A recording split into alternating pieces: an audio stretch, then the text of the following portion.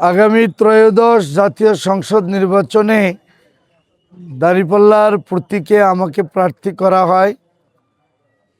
আমাদের দায়িত্বশীল কর্মী সমর্থক, আমাদের শুভাকাঙ্ক্ষী পুরুষ মহিলা ছাত্র যুবক শ্রমিক সকলে জনগণের কাছে জামায়াতে ইসলামী কি চায়, কেন চায়, কিভাবে চায়, এই আহ্বান আমরা প্রতিনিয়ত পৌঁছাচ্ছি।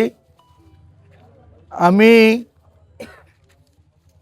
যেখানেই যাচ্ছি জনগণের স্বতঃস্ফূর্ত সাড়া পাচ্ছি।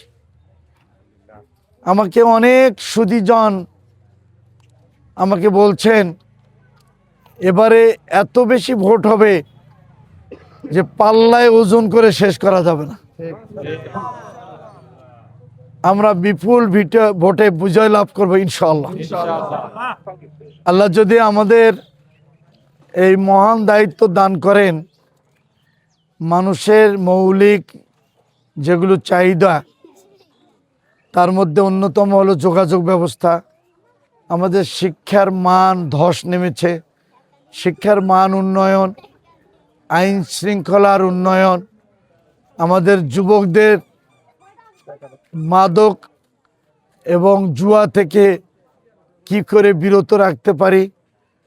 আমাদের দিনাজপুর এই দক্ষিণ অঞ্চল ঘোড়াঘাটের শেষ প্রান্ত দিনাজপুর জেলা থেকে প্রায় 100 কিলো দূরে। আমাদের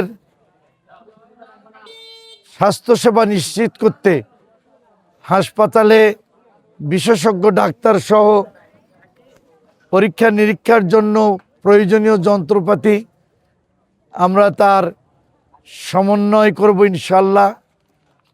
আমাদের হিলি স্থলবন্দর অনেক লোকের রুটি রুজির ব্যবস্থা হয়। আমাদের হিলি স্টেশনে আন্তনগর ট্রেন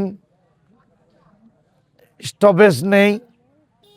যদি এটা আমরা করতে পারি তাহলে ভারত বাংলাদেশে যাতায়াত করেন যারা, তাদের যেমন সুবিধা হবে, আমাদের পণ্য লোড আনলোড করাও আমাদের সুবিধা হবে।